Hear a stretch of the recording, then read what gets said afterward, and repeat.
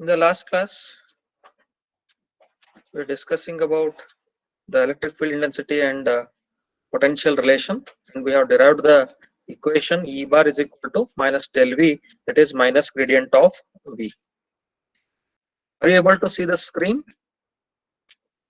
Yes, sir. Okay, note down this example, students. My voice is audible? Yes, sir. Yes, sir. Okay, fine. Note down this example.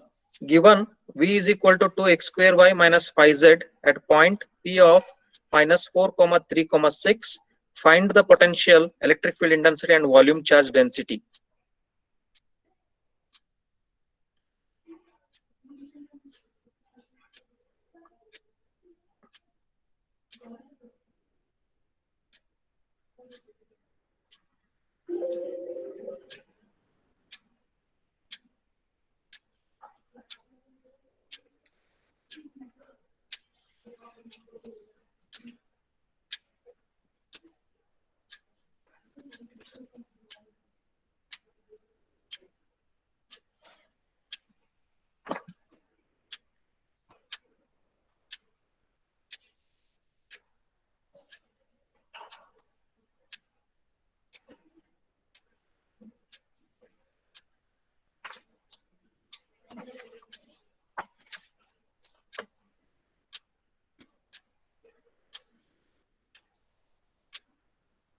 Did you all note down, friends?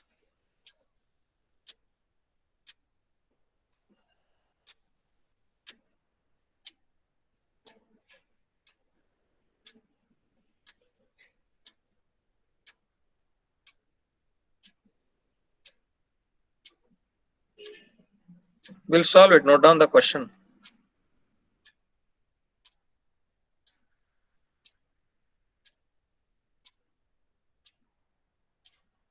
Note it down, sir.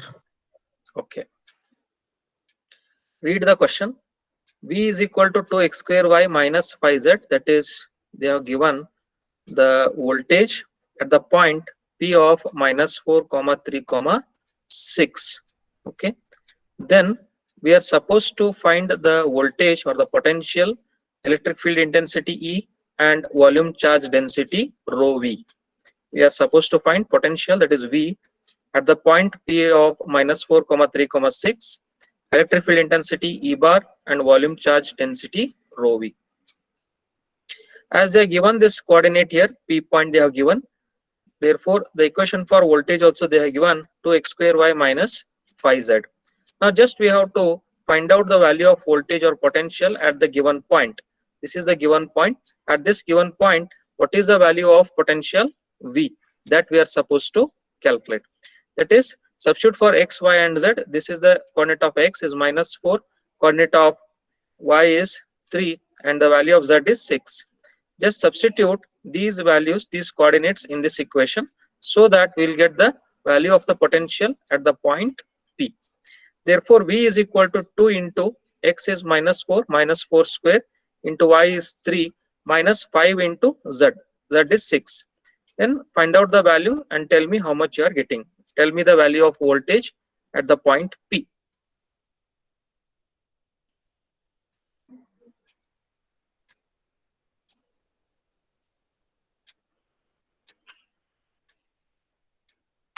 Sir. 60? 6. 66. Yes. Correct. The answer is, others are getting. What about others? Yes, sir. Okay, right. The answer is 66 volts, right? At the point P, this is the voltage. Then, excuse me. Next is electric field intensity. Electric field intensity, E bar is given by the equation. Just we have derived this equation in the previous class. That is, E bar is equal to minus del V. E bar is equal to minus del V. Here, what is del, students? What is the equation of del? Do you all remember that we had used it during our module 1? Del is dou by dou x of ax bar plus dou by dou y of ay bar plus dou by dou z az bar. That is our del.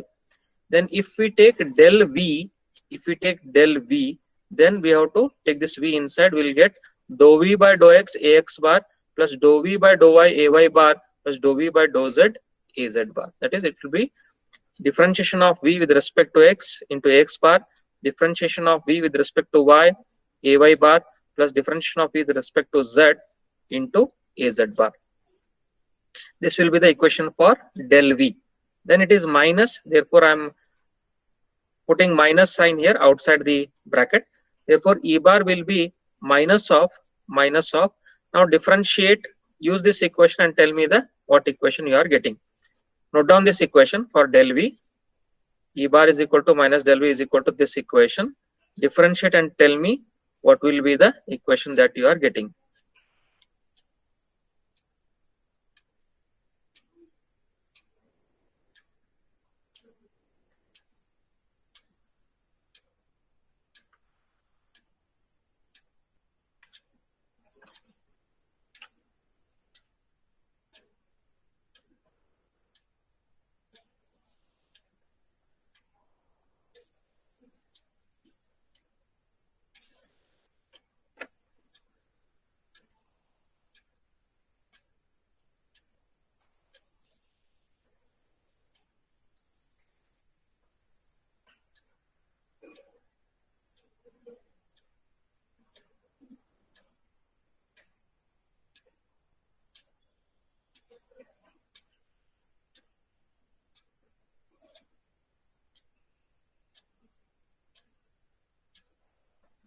How much you are getting, students?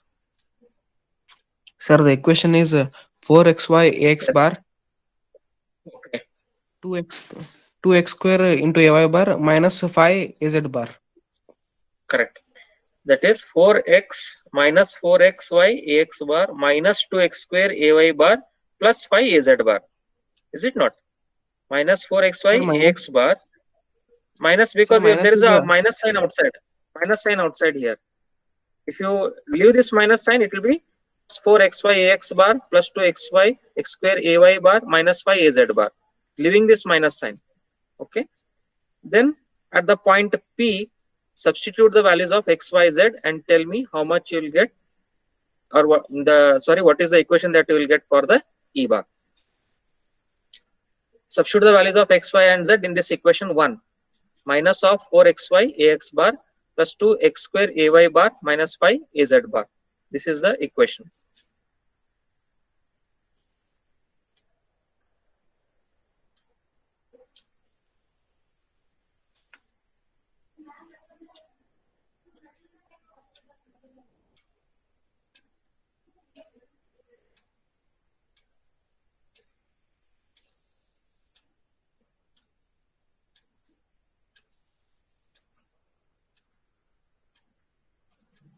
Now you can take the minus sign inside.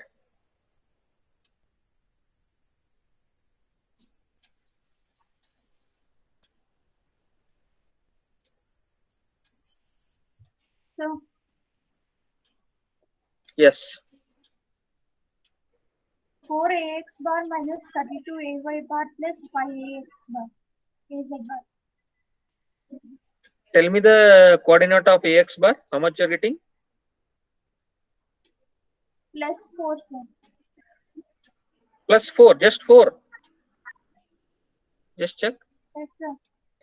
Minus 4 into x into y it is. Minus of 4xy. X is 4. Y is 3. 16 is a 48. 48. Is it not? Correct? X is here. X is minus 4. So it is x is minus 4 into 4 is minus 16. Sorry. Minus 16. Then minus 16 into y is 3. That is minus 48. Correct? It is minus of minus 48 x bar plus 2x square. X square is 4. X is 4. X square is 16. 16 to the 32 plus 32 ay bar. Then there is no z coordinate here. Minus 5 az bar. Now take the minus side sign inside. You will get E bar is equal to minus into minus plus 48 ax bar minus into plus minus 32 ay bar minus into minus plus 5 az bar volt per meter. We got the equation for potential. We got for the electric field intensity equation. Next, find out volume charge density rho v. Right? For this, first we have to find out the electric flux density at the point P. Electric flux density at the point P. Why we have to find d bar is so that later we can use the equation rho v is equal to del dot d bar. This is the equation where we are taking from the Gauss law in point form. That is Maxwell's first equation. Try to recollect what we discussed in module 1. Maxwell's first equation, almost the last part of module 1, Maxwell's first equation or Gauss law in point form. Okay, it is called Maxwell's first equation, or also it is called Gauss law in point form. That is rho v is equal to del dot d bar. This is dou dx by dou x plus dou dy by dou y plus dou dz by dou z. This is del dot d bar. Okay, so once we are finding d bar, then we can use this equation and find the value of the volume charge density rho v. Hence we are finding d bar first. D bar at the point P is E bar at the point P into epsilon naught. Why? Because d bar is equal to epsilon naught into E bar. D bar is equal to electric flux density is epsilon naught times the electric field intensity. Then we know E bar. E bar is 48 AX bar minus 32 AY bar plus 5 AZ bar into epsilon naught. Epsilon naught is 8.854 into 10 raised to minus 12. Is it not? Then multiply this with this and tell me what you will get. 48 AX bar minus 32 AY bar plus 5 AZ bar into 8.854 into 10 raised to minus 12. This is our E.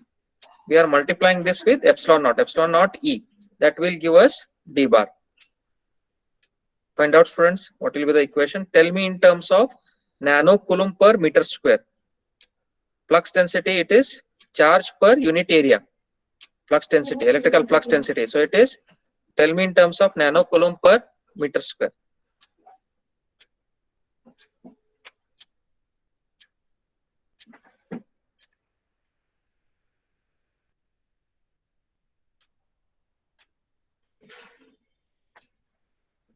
Everyone should solve the example. I may ask randomly anybody.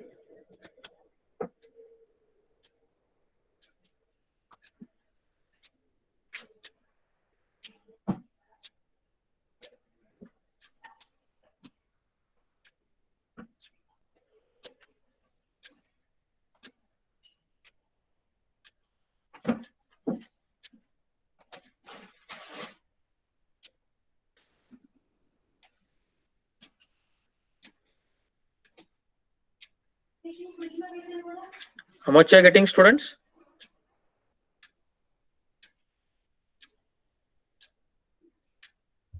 So 0.425 AX bar Yes. minus 0.28 AY bar Yes. plus 0.04 AZ bar. Very good. Correct. The answer is like this. In terms of nanocoulomb per meter square, it is it not? It is 0.425 AX bar minus 0.2833 AY bar plus 0.0442 AZ bar nanocoulomb per meter square. The more you take the decimal places, the more accurate your answer will be. Hence, you can take up till 3 to 4 decimal places so that you will get a very accurate answer. Take it as equation 3. Next, we'll use the Maxwell's first equation or Gauss law in point form. That is rho v is equal to del dot d bar. Rho v is del dot d bar. As I told, del dot d bar is, that is dou dx by dx plus dou dy by dou y plus dou dz by dou z. Then we know that d is equal to epsilon naught into E bar from equation 1. What is our equation 1? Our equation 1 is here. This is our equation 1, E bar. Correct? So we are finding epsilon naught into E bar. We are using that relation again. That is epsilon naught into E bar. That is dou by dou x. Epsilon naught we are taking outside. Then partial differentiation of dx with respect to dou x is nothing but here partial differentiation of E bar with respect to dou x plus partial differentiation of dy is nothing but partial differentiation of Ey with respect to dou I plus partial differentiation of Ez with respect to dou z. Epsilon naught, take it outside. Yes, that into E bar, that into E bar. Okay, it will be simply dou Ex by dou x plus dou Ey by dou I plus dou Ez by dou z multiplied by epsilon naught outside. That is, E bar equation is here. This is our E bar equation. Minus of 4xy ax bar plus 2x square ay bar minus 5 az bar. Now differentiate this x component with respect to dou x, because it is dou ex by dou x, dou ex by dou x. If we differentiate this with respect to x, what we will get? 4y or minus 4y. Okay, 4y, differentiation of 4xy with respect to x is 4y. Is it not? Then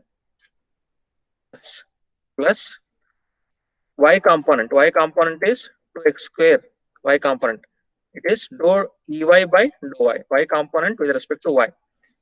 That is, y component is 2x square. What is differentiation of 2x square with respect to y?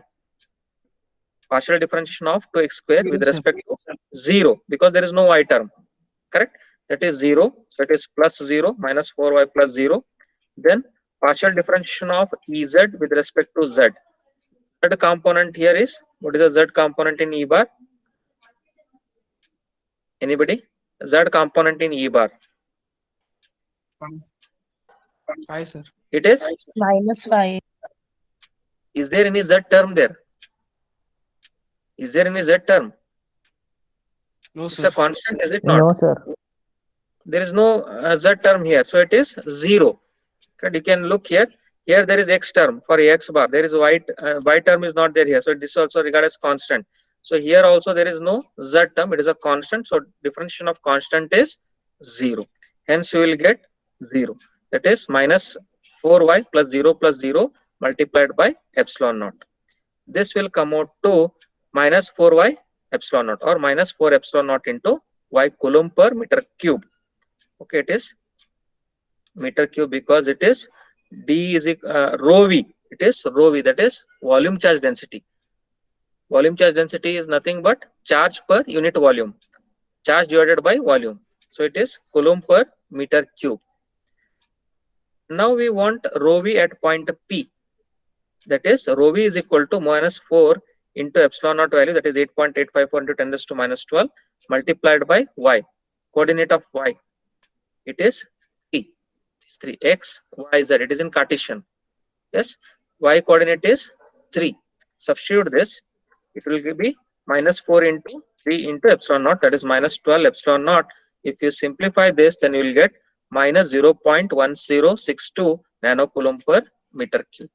This is our final answer. Just cross verify our answer, students. Everyone, cross verify our answers if you are getting this answer.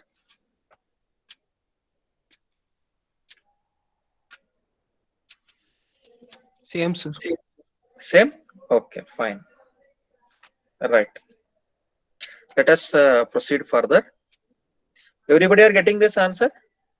Anybody not getting the answer? Sir, getting, sir. All are getting. What about other students?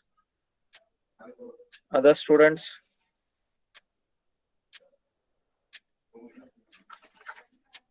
Everyone are getting?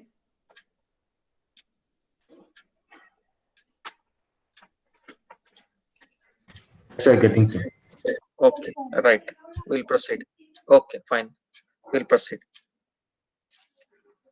Next, we'll be going to study energy density in electrostatic fields. We'll try to understand here what is meant by energy density and what is the equation for this energy density. Here, we know that when the charge is moved from infinity to a point, correct? When the charge is moved from infinity to a point, some work is done, or we say that energy is expended. We have gone through these points in our earlier classes. If we are moving a charge from infinity to some point nearby the charge at the origin, we are doing some work against the force, against the repulsive force, correct? Against the repulsive force, we are doing some work. we say that energy is expended, is it not? Then the charge which is moved from infinity to a point, at that particular point it will be possessing certain energy, and that energy is called as the potential energy. Potential energy, it will possess certain energy, correct? So here the concept, whatever we have studied, the points whatever we have studied in our previous classes, those points are used here in deriving the equation for the energy density. Okay, we'll see how the energy density equation is derived step by step. Let us say there is a free space, there is some space. Initially there is no electric field, there is no electric field initially. We are moving the charge q1 from infinity to point p1. The charge q1 is moved from infinity to point p1. Is any work done? Is there any work done when I move the charge q1 from infinity to point p1? What I told initially, that is, at the beginning there is no electric field present, it is free space, and I am moving the charge q1 from infinity to point p1. Is any work done? Is there any work done now when I move the charge q1 from infinity to point p1? Yes or no? Think. Is any work done? No, sir. No, because there is no electric field present. What we understood when studying the potential, when studying the topic on potential, that energy is expended, or there is some potential energy when we are moving the charge from infinity to a point. We say that some work is done. When we move the charge from infinity to a point nearby the point which is at the origin, nearby the charge which is at the origin, we say that some work is done. But here, as I told, initially there is no electric field here, it is a free space. That means there is no field which is opposing this charge which we are moving from infinity to point p1. Hence no work is done. No work is done when I move the charge q1 from infinity to point p1. Now when I move another charge q2 from infinity to point p2, is there any work done? Yes, sir. Yes, of course, because I am moving this charge q2 at point p2 against the electric field of q1 at p1, correct? I am moving the charge q2 from infinity to point p2 against the electric field of the charge q1 at p1, hence the work is done. Similarly, when I move the charge q3 at infinity to p3, there is opposition from the charge at p1, opposition from the charge at p2, hence the work is also done when I move the charge q3 from infinity to point p3. Okay, this is the basic fundamental that we are supposed to know before deriving the equation.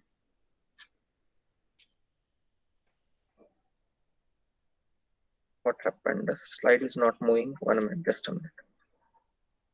Students, are you here? Students, Yes, Yes, sir. sir. Yes, sir. Yes, sir. slide is Yes, sir. the slide, huh? Slide is stuck. 1 minute. It is not. Something went wrong.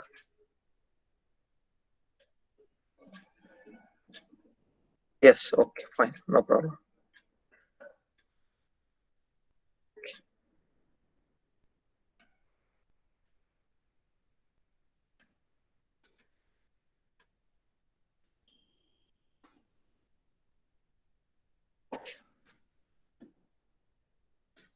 Consider an empty space where there is no electric field. That is, I am moving charge q1 from infinity to point p1. This requires no work as E is not present. Electric field is not present. There is no work done. Now the charge q2 is to be placed at p2. I am placing one more charge q2 at p2.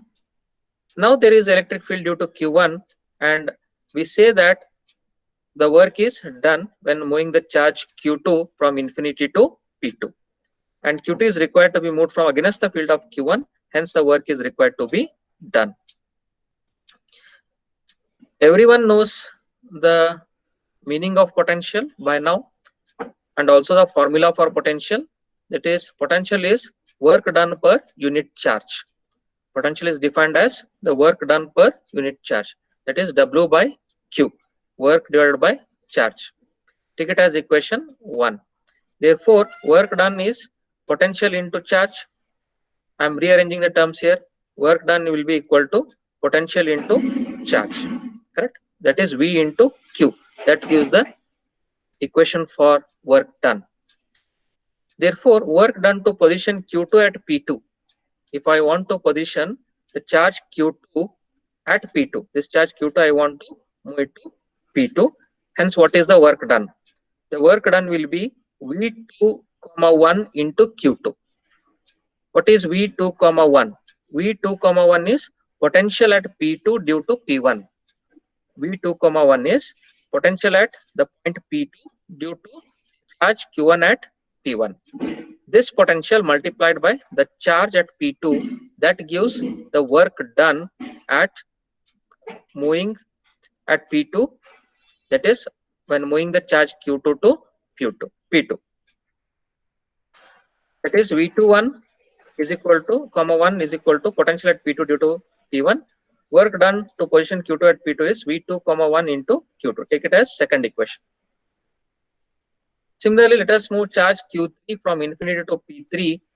There are electric fields due to Q1 and Q2, which are opposing the movement of the charge from infinity to P3. Hence, total work done is due to potential at P3 due to charge at P1 and potential at P3 due to charge at P2. Total work, we have to find the total work here. Total work is the potential due to the movement of the charge from Q1 to P1 and due to the, that is for Q3 to P3. What is the total work done? It is the work done that is due to P2 on the effect on P3 and due to P1 effect on P3. That will be the total work done in moving the charge Q3 to P3. Let us look into that. Work done to position Q3 at P3 is V3, 1 into Q3 plus V3, 2 into Q3. V3, 1 into Q3. That means the potential at P3 due to P1, V3, 1 into Q3 plus V3, 2. That is potential at P3 due to P2, due to the electric field P2. Okay, that is V3, 2 into Q3. This is the total work done in moving Q3 from infinity to point P3. That's for charge Qn. Now I will generalize. That is, for charge Qn to be placed at Pn, we can write work done to position Qn at Pn. This will be equal to this. Instead of 3, I'll take n, 1 Qn plus Vn, 2 Qn plus so on. I'm generalizing. Work done to position Qn at Pn is equal to Vn, 1 Qn plus Vn, 2 Qn plus so on.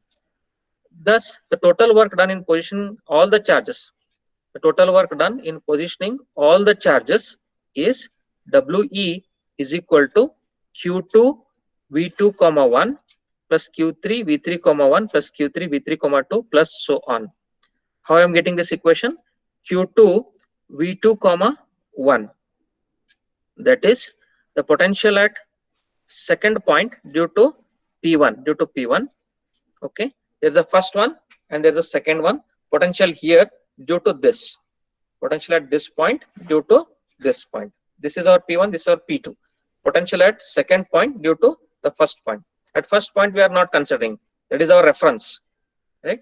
We are not considering at the first point because no work is done. But no work is done initially because there is no electric field intensity. Is it not? Therefore, we are starting from the second one, V2, 1 into Q2 plus. If I am taking one more, say P3, yes. So P1, P2 P3, P1, P2, P3. The third one, V3 comma 1, its potential multiplied by charge Q3 plus third one due to charge at P2, third one due to charge at P1 voltage into Q3 plus third voltage that is V3 comma 2 voltage at P3 due to P2 multiplied by Q3. I hope everybody are following here. Yes, everyone are following here, students? Yes, sir. Okay. Okay, fine. This is our equation for WE. Take it as equation 4.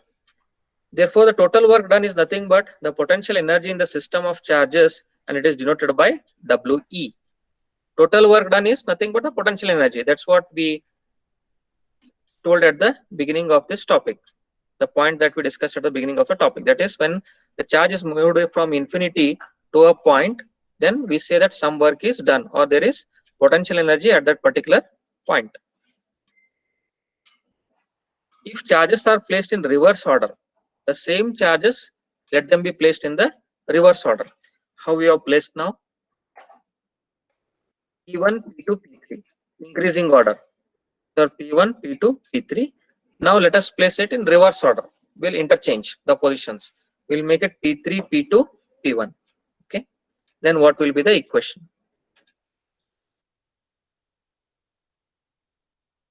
WE will be equal to Q3 V3 comma 4. I'm taking 4 now. Instead of 3 points, I'm taking 4 points. P4, P3, P2, P1. P4, P3, P2, P1. Okay. That is Q3 V3 comma 4. That is at third one. 4, 3, 2, 1. Third one. Okay. Due to fourth, V3 comma 4. Okay. V3 comma 4. Correct. And multiplied by charge here. That is Q3. Correct. Plus.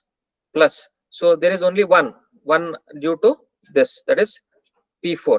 Okay. Now come to this Q2 V2 comma 3, that is the potential at second, that is P2 due to the third, plus the potential at the second due to the fourth,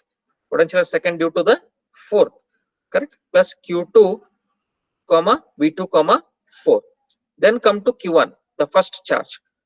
Q1, the potential here due to second V1 comma 2 plus Q1, the potential here due to third V1 comma 3 plus Q1, the potential here due to the fourth, that is V1 comma 4, plus so on. Take it as equation 5. In this expression, Q1 is placed first, then Q1 minus 1, and so on. Finally Q1, because here what we are taking, it is Q3. Then we have Qn minus 1, that is Q2, then Qn minus 2, Q1, and so on up till Q1. Okay. Let us add the previous two equations, that is equation 4 and 5. This is our equation 4. What we wrote for this position, that is given position P1, P2, P3. Then after reversing the order, we have written the same energy equation, potential energy, that is work done. Take it as equation 5. Then we are adding the previous two equations, that is equation 4 and equation 5.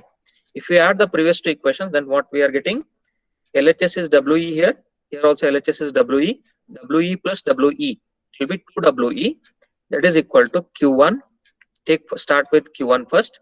Q1, here it is V1 comma 2, here also it is, we'll see that V1 comma 2, so it is V1 comma 2 plus V1 comma 3 plus V1 comma 4, and so on up till V1 comma n. There is V1 comma 2 here, there is no V1 comma 2 here. Okay, it is V2 comma 1. Okay, so we are getting Q1 into V1 comma 2 plus V1 comma 3 plus V1 comma 4, and so on up till V1 comma n. Similarly, I can write for Q2, then V2 comma 1, we are having V2 comma 1 here, V2 comma 1, then we have V2 comma 3 plus V2 comma 4, and so on up till V2 comma n, plus Q3, I'm just rearranging, plus Q3, then I will take V3 comma 1 first. Is there any V3 comma 1 here? In this there is no V3 comma 1, but it is there here. V3 comma 1 plus V3 comma 2, right? V3 comma 2 V3, 3, the same position will not get. If it is the first position, you will not get the first position. If it is the second position, the second potential will not get. If it is the third position, the third potential will not get. V3, 3 will not exist because no work is done. It will be the reference, right? So V3, 3 will not be there. V3, 4 plus so on up till V3, n. Each sum of the potentials is a total resultant potential due to all the charges. Each sum of the potentials, whatever we are obtaining, the total resultant potential due to all the charges except for the charge at the point at which potential is obtained. Note this point. It says that we are finding the potential, the work done at all the positions except at the position where at which we are obtaining the potential. For example, look here. In this diagram, I am obtaining the potential at P2 due to P1. Okay, so this will be V2, 1, V2, 1 into Q2, right? I will not take the same position. Okay, that is V2, 2 into Q2.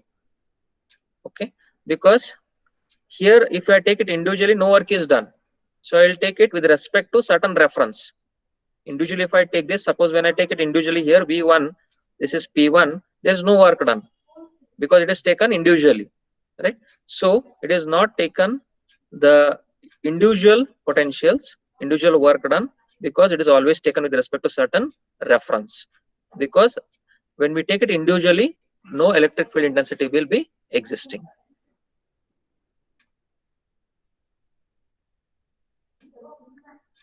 Therefore, we can write the equation V1, 2 plus V1, 3 plus V1, 4 and so on up till V1, n as V1. This I will summate it, I will equate it to V1. Then similarly, V2, 1 plus V2, 3 plus V2, 4 and so on up till V2, n, I will equate it to V2. I'll take it as V2 and so on. When I equate here with V1 and this with V2, then the above equation, that is this equation will be 2WE is equal to this is Q1, this is summated to V1, this Q1 V1 plus Q2, this term here V2, 1 plus V2, 3 and so on, this is equated to V2. Therefore, it will be plus Q2 V2 plus Q3 V3 and so on up till Qn Vn. Then the generalized equation will be We is equal to, take this 2 to the RHS, it will be 1 by 2 summation m equal to 1 to n Qm Vm joules. We is equal to 1 by 2 summation m equal to 1 to n Qm Vm joules. This is the potential energy stored in the system for n point charges.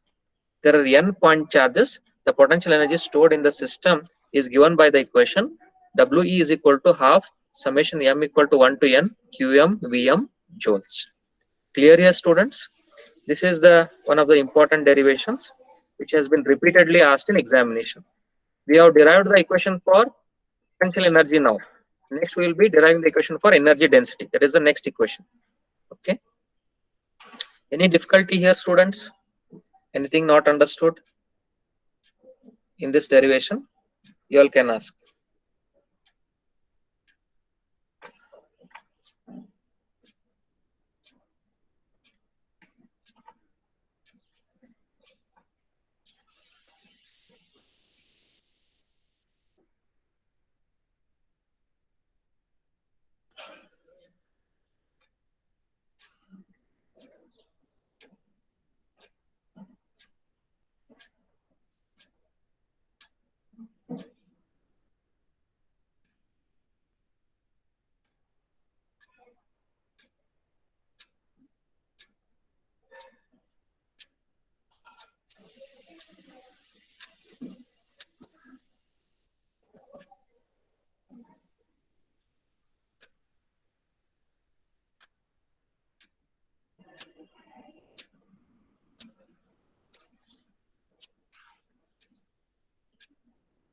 Any difficulty here, students?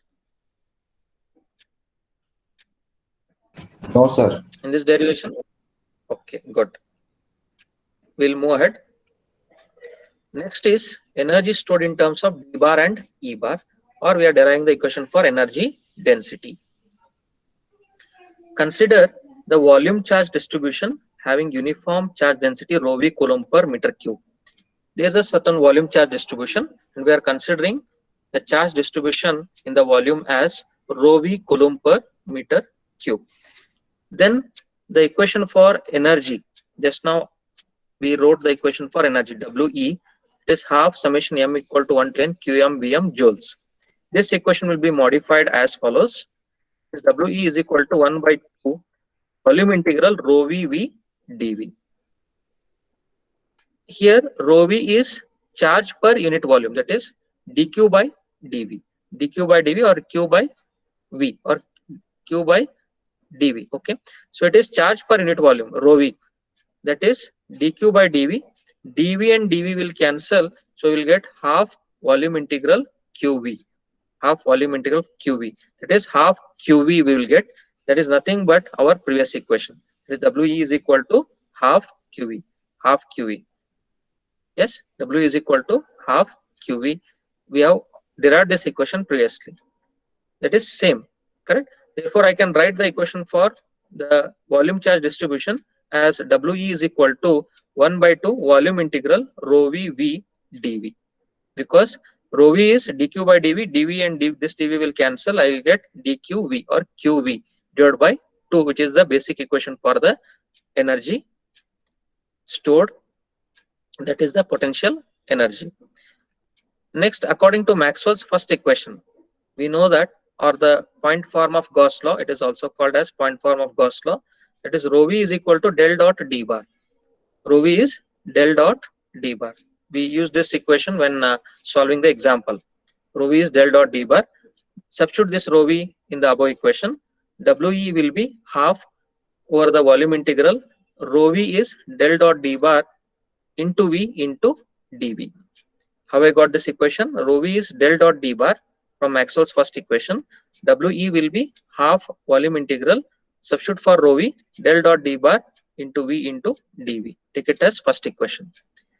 There is a vector identity for any vector a and scalar v.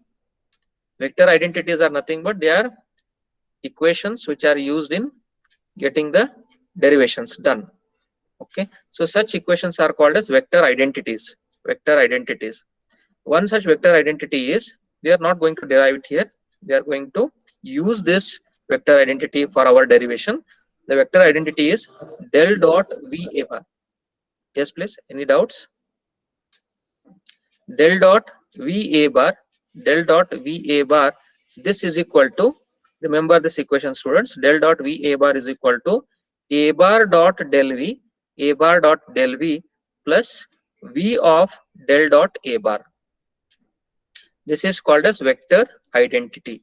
Vector identity or the vector equation. What is the vector identity? It's a standard vector equation. Del dot v a bar. Del dot, that is divergence of v a bar. V is the scalar quantity, voltage, and a is the vector a, any vector a. That is a bar dot del v. A bar dot del v, a bar dot del v plus v of divergence of a bar, v of del dot a bar. Okay, you all have to memorize this equation, that is a vector identity. We'll use this vector identity for the above equation, that is del dot a bar. I can rearrange this, that is del dot a bar into v. RHS is plus v of del dot a bar. This I will take onto one side, LHS, v of del dot a bar, that is del dot a bar into v, that is equal to del dot v a bar minus a bar dot del v. Is it not?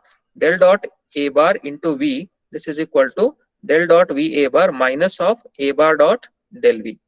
Take this as equation 3. Equation 3. Okay. Using equation 3 in equation 1, use equation 3 in equation 1. If you use equation 3 in equation 1, then what will be the modification? We is equal to half volume integral of volume integral del dot d bar. So this del dot d bar of v, it is similar to del dot a bar of v.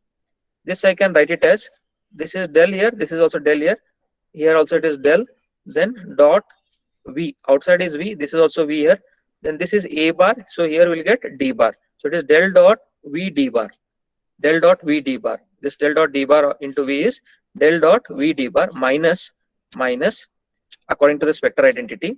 Then A bar is, this is A bar, here it is D bar. So it is D bar minus D bar dot, then here it is del, here also it is del, okay, minus del, this is standard one. Then the V, here also there is V. So it is D bar dot del V. What is the equation students will get? Del dot V D bar minus D bar dot del V. That is what is written here. WE is equal to half over the volume integral del dot V D bar minus that is D bar dot del V, D bar dot del V, D bar dot del V, del V. V is missing, please make a note of it, del V into dV. That is, I will expand this. WE is equal to half volume integral del dot V D bar into dV minus half, I am taking half inside, minus half volume integral D bar dot del V dV, D bar dot del V dV. Take it as equation number 4. Then we'll be using next the divergence theorem. According to the divergence theorem, we can convert volume integral to surface integral. The divergence theorem says the volume integral of the divergence of a vector, try to recollect the divergence theorem, volume integral of the divergence of a vector is equal to closed surface integral of the vector with respect to ds. Yes, what is the divergence theorem? The volume integral of the divergence of the vector, volume integral of the divergence of the vector is equal to closed surface integral of that vector with respect to the surface. Try to recollect the points that we discussed with the divergence theorem. Divergence of a point, it diverges in all the directions. I give the example of the cycle tire getting flattened. Okay, that is one example. And the balloon, if you pierce a balloon, the air blows out in all the directions and the volume will become 0. It shrinks to 0. Right? Those examples I have given for you all to explain about the divergence. That means if we take the divergence of the point in all the directions and if we integrate that, that will give us nothing but the total flux that is coming out from the surface of the shape. Yes, if we take a point, divergence of that point, and integrate the divergence of the point, it is nothing but the total flux that is coming out of the surface of that particular shape. Okay, that is, we are converting the volume integral to surface integral. Half volume integral del dot V D bar dV, that is equal to half, that is here this term, whatever we have written, half volume integral del dot V D bar dV, this is equal to half closed surface integral V D bar dot ds bar. This is the vector V D bar. Okay, that is, what is the equation for divergence? Del dot A dV into volume integral del dot A dV is equal to closed surface integral A bar dot ds bar. That is the equation. Instead of A, I am using this one, V D bar. That is the only change. Other things remain same. That is del dot V D bar, instead of A bar, I am using V D bar. dV is equal to half closed surface integral. This is A bar dot ds bar. Here it is, instead of A, it is V D bar. So it is V D bar dot ds bar. This is equation number 5.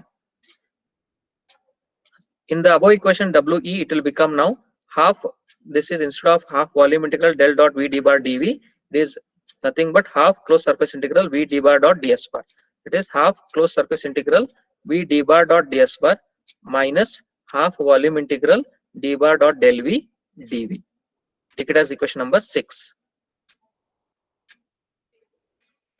Then we know that the potential is inversely proportional to distance. Yes, we know the equation for potential, that is inversely proportional to the topic that we discussed in yesterday's class, potential gradient. Correct? There the potential is inversely proportional to the distance. Yes, and similarly the electric flux density is also inversely proportional to distance square. E is given by Q by 4 pi epsilon naught R square AR bar. equation for E. Then D is epsilon naught E. D is epsilon naught into E. Again, for D also, the relation between D and distance will be inversely related. That is, D is inversely proportional to square of the distance. Correct? Therefore, D is inversely proportional to 1 upon R square for the point charge. And similarly, if we consider for the dipoles that we are studying next, the next topic, I'll explain there. V is inversely proportional to 1 by R square and D is inversely proportional to 1 by R cube, and so on. Now, if I take V d bar, that is multiply V into d bar, 1 by R into 1 by R square, that will be 1 by R cube, 1 by R cube. Yes, but what is ds? ds is R square, area, it is R square. Yes, length into breadth, it is R square.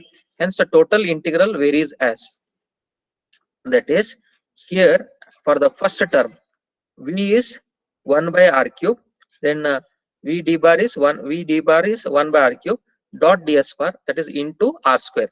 1 by R cube into R square is how much, friends? 1 by R cube into R square is how much? 1 by R. 1 by R. Therefore, here we will get 1 by R. Okay, 1 by R. That is, total integral varies as 1 by R. If the surface is very large, for very large surfaces, the value of R will be infinity. Is assumed as infinity for very large surfaces. The distance will be at infinity, and hence 1 by infinity tends to 0, or 1 by infinity value will be 0. Therefore, for the closed surface, integral is 0 in the above equation. That is, in this above equation, the closed surface integral, that is half closed surface integral V d bar dot ds bar, this term will become 0. Therefore, VWE will be simply equal to minus half volume integral d bar dot del V dV. I am getting WR is equal to minus half volume integral d bar dot del V dV, or if I substitute E bar as minus del V, the equation for the electric field intensity in terms of potential, that is, electric field intensity is negative gradient of the electric field potential, the equation that we derived in yesterday's class. WE is equal to minus volume integral d bar del V is minus E bar, it is minus E bar into dV. Therefore, WE will be half, minus into minus is plus, volume integral d bar dot E bar dV joules. Energy is measured in joules, or work done is measured in joules. Take it as equation 9. Then we also know that d bar is epsilon naught E bar. D bar and E bar relation is d bar is equal to epsilon naught E bar. WE will be half volume integral d bar is epsilon naught E bar dot E bar dV joules. Whereas W is half volume integral. There is another vector identity. If we dot the vector with itself, I'm not talking about unit vector. Note here. If I dot any vector with the same vector, it will be square of the vector. That is, E bar dot E bar will be equal to E square. E bar dot E bar will be equal to E square. This is the vector identity. Okay. Therefore, here as it is E bar dot E bar, if we dot unit vector with unit vector, you will get 1. AX bar dot AX bar is 1. AY bar dot AY bar is 1. AZ bar dot AZ bar is 1. But if you dot any other vectors other than the unit vector with itself, it will be square of that vector. That is, WE is half volume integral epsilon naught E bar dot E bar is E square dV joules, or W is half volume integral epsilon naught E square. I'll write it as D square. D bar square will be what? Epsilon naught square E square. Correct? D bar square is epsilon naught square E bar square. That divided by epsilon naught. Epsilon naught cancels. Again, same equation will get epsilon naught E square. Therefore, I'm writing it as half volume integral D square by epsilon naught. D square is epsilon naught E square. Epsilon naught on epsilon naught cancels. In the numerator, it will be epsilon naught E square, which is our previous equation. That is, W is equal to half volume integral D square by epsilon naught dV joules. This is the equation for the energy density. Okay, that is in differential form. I will be able to write it as, this is our WE. Here, this is our WE. This equation, look at the equation number 9. If I differentiate this, what we will get? dW is equal to, what is the differentiation of the integral? Differentiation of integration is what? Differentiation of the integration. Yes, anybody? Differentiation Sir, of the both integration. cancel. Differentiation and integration get cancelled, sir. Yes, and we'll get the same function. You'll get just the function. Okay, good. That is, here we'll get dWe is equal to d bar dot E bar by 2, right, into dV. That is what is the equation. Next one, dW is equal to half of d bar dot E bar dV. Rearrange here, dWe by dV is equal to half d bar dot E bar joules per meter cube. This is called energy density in the electric field. This is the equation for the energy density in the electric field. If we integrate this over the entire volume, then we get the total energy present, because this is just a differential energy. If you want total energy, we have to integrate this. We get the total energy present by integrating, that is WE. It is volume integral dWe by dV with respect to dV. Right? This is the equation, students. One of the important equations. Please practice this derivation. Okay, it may be asked in examination to derive the equation for the energy density of the electric field, or they may ask derive the equation for the relation between d bar and E bar in the electric field. Okay, relation between d bar and E bar is nothing but the same. That is the equation for the energy density, or they may ask directly derive the equation for the energy density in the electric field. Okay, any doubts in this derivation, students? If you are having any questions, anything not understood, you can ask.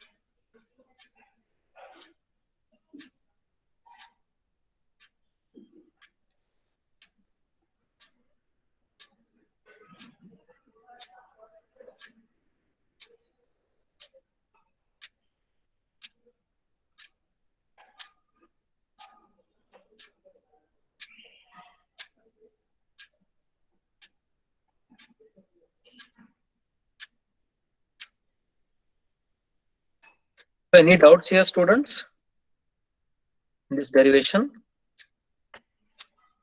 No, Is it sir. clear? Yes, sir. Clear, sir. Okay, good. The next topic is electric dipole. Electric dipole. First, we have to know what is meant by a dipole or an electric dipole.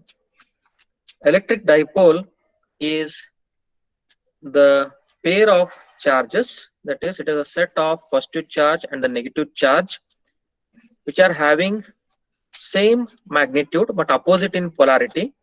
Magnitude is same, opposite in polarity, which are separated by a small distance.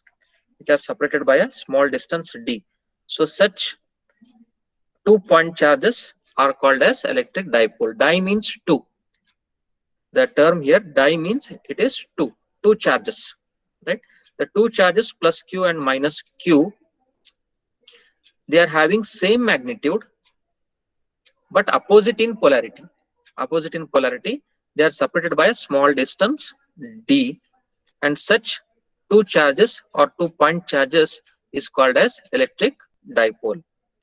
Now in this electric dipole, here what we are looking in this figure, the upper charge plus q, it is at a distance of r1 from the point P. We are considering in spherical coordinate system here r comma theta comma phi. Then the lower charge minus q, it is a distance of r2 from this point P, at which we are finding the, that is the equation for the electric field intensity at this point P. due to the electric dipole. Okay, then this is R1, this is R2. Then the distance from the origin to the point P is R. It is R. Then the distance between plus q and minus q is small d. Then the angle here, it is theta, the angle subtended by the point P with respect to the z axis, it is theta. Yes, this is a introduction to the electric dipole here. Okay, so you all understood the meaning of electric dipole. There are two charges plus q and minus q with the same magnitude, opposite in polarity, separated by a small distance d. Separated by a small distance d. Next, we will be deriving expression for electric field intensity due to an electric dipole. By this time, we know the meaning of dipole. There are two charges here, plus q, minus q. Please make a note here. This is minus q. This is missing here, minus q, plus q, minus q. Then here we are considering the point P on the z axis. Okay, this is a z plane that we are considering, the z plane. Z plane is your floor. X is, we have x, right? X plane, y plane, and the z plane. Okay, right? So on the z plane, we are considering, on the z plane, z equal to 0 plane. Sorry, z equal to 0 plane. What is z equal to 0 plane? Can anybody tell me? It is which plane? Yes, XY plane. xy plane. Very good. Yes, yes, it is xy plane, because z is your perpendicular. Right? Z is your perpendicular. This is your side floor is xz. Okay, bottom floor is, your floor is, side wall is xz. Then floor is xy, where you are sitting in a room. Then your opposite floor, your opposite wall is yz plane. Side wall is xz. The bottom one is xy, bottom floor, and the opposite wall where you are sitting, opposite to where you are sitting, that wall is yz plane. Okay, so z is 0 means it is nothing but the perpendicular, that corner of your room is 0. That means it is just your xy plane.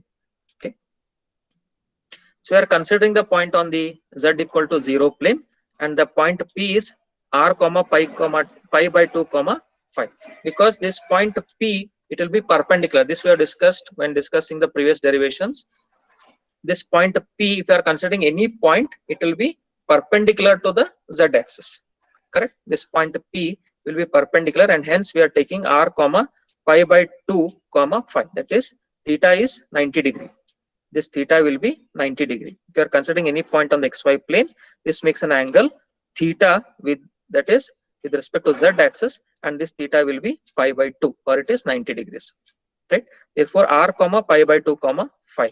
Theta is pi by 2 and z equal to 0 plane. Spherical coordinates, the potential at point P due to the charge plus q.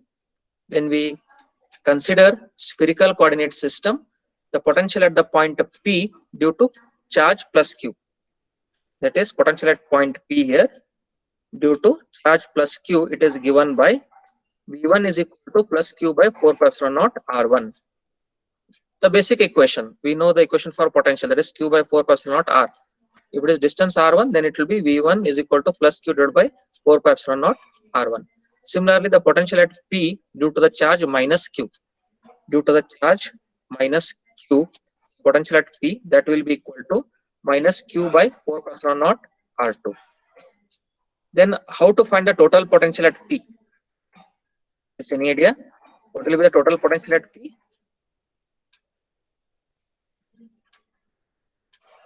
Total potential at P.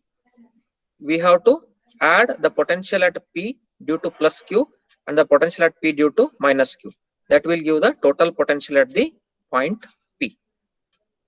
The total potential at point P is the algebraic sum of V1 and V2. V1 and V2. That is, therefore, V is equal to V1 plus V2. V1 is q by 4 pi epsilon naught R1.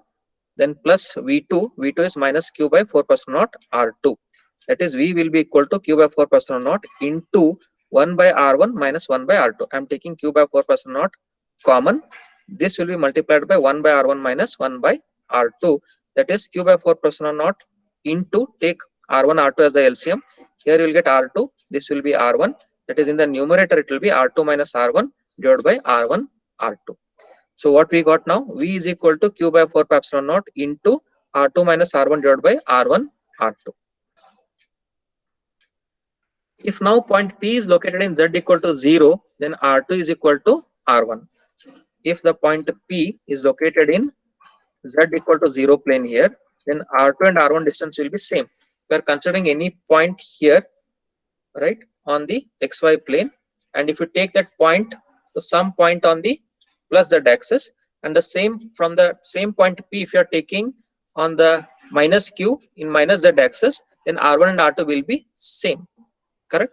If you are taking some point on the z plane, on the xy plane, z equal to 0 plane, yes, on the xy plane or z equal to 0 plane, if you are taking some point, if you connect that point to the plus q on the z axis, and from the same point if you connect it to the minus q on the minus z axis, they are mirror image. Correct? They are mirror image, and hence what you will get, the what will be the potential now due to the mirror image? 0, sir. 0. It will be 0. Yes, and r1 and r2 will be same. R1 and r2 will be identical. That is, r1 is equal to r2. If you substitute r1 is equal to r2 here in this equation, then the equation will be v will be equal to 0. Correct? This is r2 minus r1. R1 and r2 are same. Therefore, v will be 0. What it indicates here? It indicates that on the z equal to 0 plane or on the xy plane, if you are considering any point, that will have the potential equal to 0, which is same as the potential at infinity, because we know that at infinity the potential is 0. It is a reference. The potential is 0 at infinity. Correct? Therefore, as the potential is 0 at infinity, the same potential, that is 0, will also exist on the xy plane or on z equal to 0 plane. Right? That is the point that we are noting here. Now point P is located in z equal to 0 plane, then r2 equal to r1, hence we get v equal to 0, potential is 0. Thus the entire z equal to 0 plane, that is xy plane, is a 0 potential surface. The ground floor, the bottom floor, xy plane, it is a 0 potential surface. All points in z equal to 0 plane behave similar to the points at infinity, as all are at 0 potential. If you take any point on the xy plane or on z equal to 0 plane, they will have 0 potential, which is same as that of the charge placed at the infinity, wherein the charge placed at infinity will be having 0 potential. Now consider that P is located far away from the electric dipole. See the next figure. In this figure, point P is far away from the electric dipole. It is located at a far distance. It is not on xy plane now. Thus, r1, r2, r can be assumed to be parallel, because this point P from the origin, it is at a far distance. Therefore, r1, r2, and r, all three will be in parallel with respect to each other. Okay, the distance r1, because it is at a far distance. Therefore, this r1 and r2, what we are seeing here, right, they will become parallel to that. Okay? This is our r1 and r2 is like this. So when it is located at far distance, they will become parallel. Right? They will become parallel like this, r1, r2, and r. Yes. Now P is located far away from the electric dipole. R1, R2, R are assumed to be parallel to each other as shown above. So they are assumed to be parallel with respect to each other, R1, R, and R2. AM is drawn perpendicular from A on R2. This is AM. It is drawn perpendicular to this R2 here, AM. If I draw this AM perpendicular to R2, then what will be the equation? The angle made by R1, R2, R with Z axis is theta, as all are parallel. Whatever is the angle made by this R1 or R2 or R, okay, it is angle theta only, because all these three are in parallel. So this angle is also theta, this angle is also theta, this angle is also theta, because all are parallel. Correct? So therefore their angles, this angle between Z axis and R2 is theta, Angle between z axis and r, this angle is theta. Angle between z axis and r1, this angle is also theta. Let us write the equation for cos theta here. Cos theta, if I take cos theta here, it is adjacent side by hypotenuse, that is BM divided by AB. Cos theta is BM divided by AB. BM is adjacent side, AB is the hypotenuse. That is BM will be equal to AB cos theta. Am I right? Cos theta is BM divided by AB, or BM is equal to AB cos theta. AB is D, distance D. Therefore, BM will be D cos theta. That is what we are writing. BM is equal to AB cos theta, or this is D cos theta. PB, I will express PB in terms of PM and BM. PB from PB here. This is our P, this is our P, or this is our P, right? So from P to B, it is PM plus BM. From P to B, it is split into PM, this distance, from P to M, plus B to M, B to M. And PA is equal to PM as AM is perpendicular. PA will be equal to PM. This distance PA, P to A, it is equal to P to M, because this AM is perpendicular and all are parallel. AM is perpendicular, all R1, R2 and R are parallel, hence P to A, this is P to A, that is will be equal to P to M. PA is equal to PM. PB is what, students? PB is R2. This PB, P to B. P is here, this is P, this side. P to B is R2, this distance, total distance, it is R2. Then PA, P to A, this is our P here, all are parallel. So P to A, that is R1. R1, this distance, P to A, it is R1. Therefore, BM will be PB minus PM, this distance BM, right? This distance BM will be PB minus PM. That is, PB is R2, PB is R2 minus PM, okay? While PM is equal to PA, that is R1. PM is equal to PA, PM, this is PM, this is equal to PA. PM is equal to PA, that is, PM is whatever distance, the same distance is PA, because they are in parallel, and AM is perpendicular to the PB, okay? Therefore, PM is equal to PA, that is equal to R1. PM is equal to PA, that is equal to R1. Substitute that. Therefore, we'll get BM is equal to R2 minus PM. PM is R1, that is BM will be R2 minus R1. Now, BM, substitute in this main equation, BM is equal to D cos theta. BM is D cos theta. BM we have got here R2 minus R1. That is R2 minus R1 is equal to D cos theta. R2 minus R1 is equal to D cos theta. Here D is very small, and hence R1 is equal to R2 is equal to R. The distance D, this distance D is very small. It's a small distance. If it is small distance, then what will happen, students? These three will be same. R1 will be equal to R2, that will be equal to R. Okay. The distance is very small, hence we get approximately R1 is equal to R, that is further equal to R2. All the three will be equal because of small distance of D. That means R1 into R2, R1 equal to R2 equal to R, that means R1 into R2, that is R into R, that will be R square. That will be R square. Then use the main equation, what we have written at the beginning. It is V is equal to Q by 4 pi epsilon naught into R2 minus R1 by R1 R2. V is equal to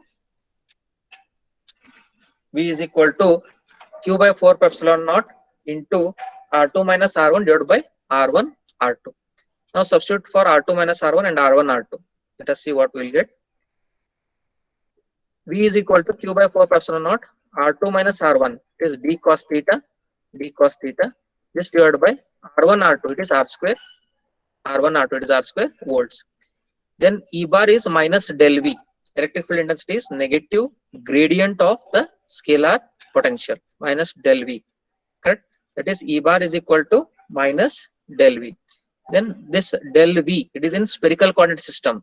In spherical coordinate system, this is given by, del V is given by minus of dou v by dou r a r bar is in terms of r theta phi spherical coordinates plus 1 by r dou v by dou theta a theta bar plus 1 by r sin theta dou v by dou phi a phi bar. If it is in Cartesian coordinates, what is del v? Dou x by dou v by dou x ax bar plus dou v by dou y ay bar plus dou v by dou z az bar. This is in Cartesian. But in spherical coordinate system, it is not just dou v by dou r or dou v by dou theta or dou v by dou phi. Okay, please remember this. It is dou v by dou r a r bar plus 1 by r dou v by dou theta a theta bar plus 1 by r sin theta dou v by dou phi a phi bar. Okay, that is minus del v in the which system? Is in which system, students? Yes, Spherical. in this spherical coordinate system. Yes. Now let us find out dou v by dou r, dou v by dou theta, and dou v by dou phi. Dou v by dou r is equal to, that is here qd cos theta. Partially differentiate this v with respect to r. That is qd cos theta by 4 pi epsilon naught is constant. Take it outside. Then partially differentiate 1 by r square. Differentiation of 1 by r square is qd cos theta by 4 pi epsilon naught. That is, I'll take r square to the numerator. It will be x raised to n. Differentiation of x raised to n is n into x raised to n minus 1. That is qd cos theta by 4 pi epsilon naught minus 2 r into minus 2 r raised to minus 2 minus 1 x raised to n minus 1 n into x raised to n minus 1. N is minus 2 x raised to minus n minus 1. That is minus 2 minus 1. It is minus 3. It is minus 2 into r raised to minus 3. This will be further equal to minus 2 qd cos theta minus 2 qd cos theta by 4 pi epsilon naught r cube. Okay, r raised to minus 3, if we take to denominator, it will be plus r cube. This will be the equation. Then find dou v by dou theta. Dou v by dou theta. Equation for v is this. Differentiate this with respect to theta. It is qd by 4 pi epsilon naught r square is constant. Take it outside. Take it outside into differentiation of cos theta. What is differentiation of cos theta? Minus sin theta. Minus sin theta. Right. This is the equation for dou v by dou theta. Then what is dou v by dou phi? Is there any phi term in this equation? Is there any No, phi sir. term? No. So it is dou v by dou phi is 0. It's as good as a constant. If we differentiate v with respect to phi, it is 0 because there is no phi term in the equation.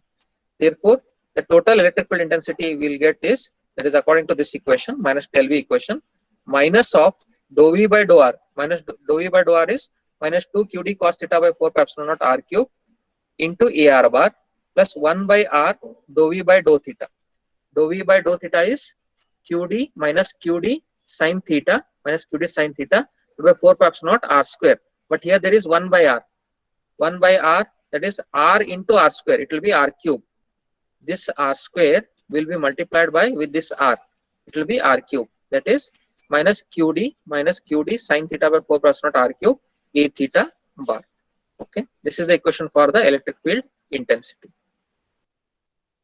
That is, I can write further as E bar is equal to QD. What is common in both this? QD by 4 pi epsilon naught R cube is common. Take it outside. QD by 4 pi epsilon naught R cube into 2 cos theta AR bar, minus into minus is plus, minus into minus is plus. All terms will get plus here. 2 cos theta plus sin theta A theta bar. That is the equation. E bar is equal to QD divided by 4 pi epsilon naught R cube into 2 cos theta AR bar plus sin theta A theta bar. This is in spherical system. That is, this is electric field at a point P due to the electric dipole.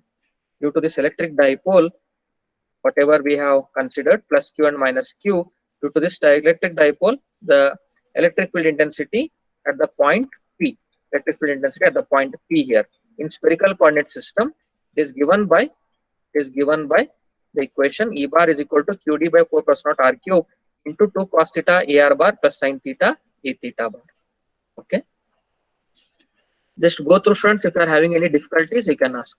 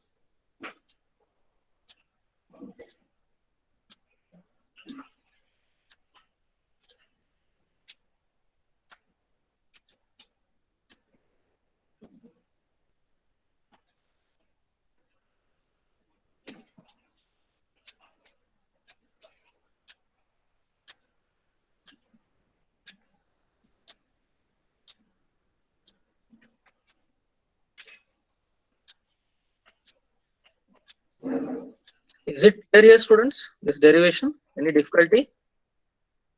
Problem in understanding? No, sir. Clear, sir. Okay, fine. The next topic is conductors and dielectrics. We know the definition of current. How to define current? How to define current? Flow. How to define current? Flow of currents. Flow of Flow of charges. charge. Flow of charges, sir.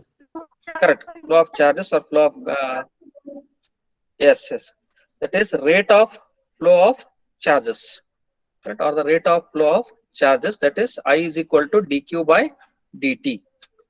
How many charges are flowing per unit time? Okay, that gives the current I.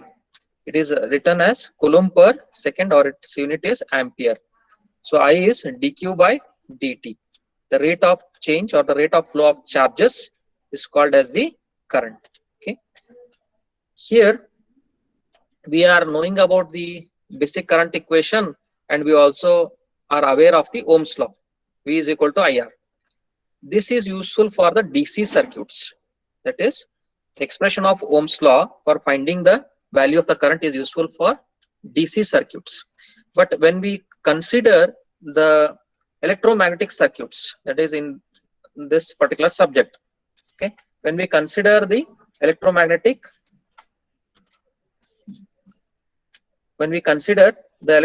medium or the electromagnetic engineering, in electromagnetic engineering, there will be motion of the charges, and there will be both positive as well as negative charges present. And hence, the Ohm's law will alone be not sufficient to find the equation of the current in the electromagnetic field or in the electromagnetic engineering. And hence, there comes the need of what is called as the current density. There comes what is called as the current density. Okay. So using this current density, we'll be able to find the equation for the current which is flowing through the electromagnetic fields, right, along with the Ohm's law wherever necessary, right? And then in this particular subtopic, in the second half, this is the second half of your second module, right? In this, you'll be studying the continuity equation, and then you'll be studying the properties of the conductors and the dielectrics, what are conductors, what are dielectrics, their properties, and then we'll also study about some portion about the capacitance. Okay, so this is your second half of second module, where we'll be studying all these subtopics, right? So in today's class, students, I discussed about we started with the numerical here. This was our numerical, the first one that we took up today, to find potential electric field intensity and volume charge density. And then we have discussed topics on energy density in electrostatic fields. We have derived the equation for the potential energy, which is W is equal to half summation M equal to 1 to N Qm Vm joules. And later, the energy density equation we have derived, and we have obtained it as We is equal to dWe by dV is equal to half d bar dot E bar joules per meter cube, or We in terms of integral, volume integral dWe by dV with respect to dV. Then we understood what is electric dipole. It is a set of two charges which are equal in magnitude and opposite in polarity, separated by a small distance, and we have derived the equation for electric field intensity due to electric dipole, and we got it as E bar is equal to QD by 4 pi epsilon naught R cube into 2 cos theta AR bar plus sin theta A theta bar in the spherical system. This is in the spherical system. This is the electric field at the point P due to the electric dipole. Then we have just started with conductors and dielectrics, and we have defined what is current, and we have given an introduction to conductors and dielectrics. Okay. Then the next class I will be continuing with the current and current density. We will establish a relation, or we'll find the relation between I and J, current and current density, right? That all those topics will continue in the next class. Okay, we'll be taking the class in the afternoon at 1 o'clock, right? Any difficulty here, students? Any problem in understanding, students? No, sir. Everything is clear, Sankal? Yes, sir. Clear, sir. Okay. Ramesh, understood? Ramesh Vadavadgi? Yes, sir. Yes, sir. What about other students? Other students? Ilyas Ahmad, understood? Ilyas Ahmad? Yes, sir. Understood, sir. Any problem in understanding Ilyas Ahmad? No, sir. Okay. Rutik Chopde, Yes, sir. is it clear? Understood, Yes, sir. Rutik? Clear, sir. Today's Understood, sir. derivations. Okay. Sania, Yes, sir. understood today's derivations. Yes, sir. Okay. Sridhar Patil, Sridhar, Yes, sir. was it understood today's discussion? Yes, sir. Good. Shubham, Yes, sir. was it clear today's concepts, derivations? Yes, sir. Okay. Shweta, Yes, sir. was it clear today's discussion? Any problem in understanding? Any difficulty? Any questions? No, sir. Shweta, No, sir. fine. Okay. Siddharth Gaude, Siddharth. Tejas, Yes, sir. any difficulty here, Tejas, in the derivation part? No, sir. Everything is clear. You understood. Tejas. Okay. Right. So we'll continue in the next class, students, at 1 o'clock today. Thank you.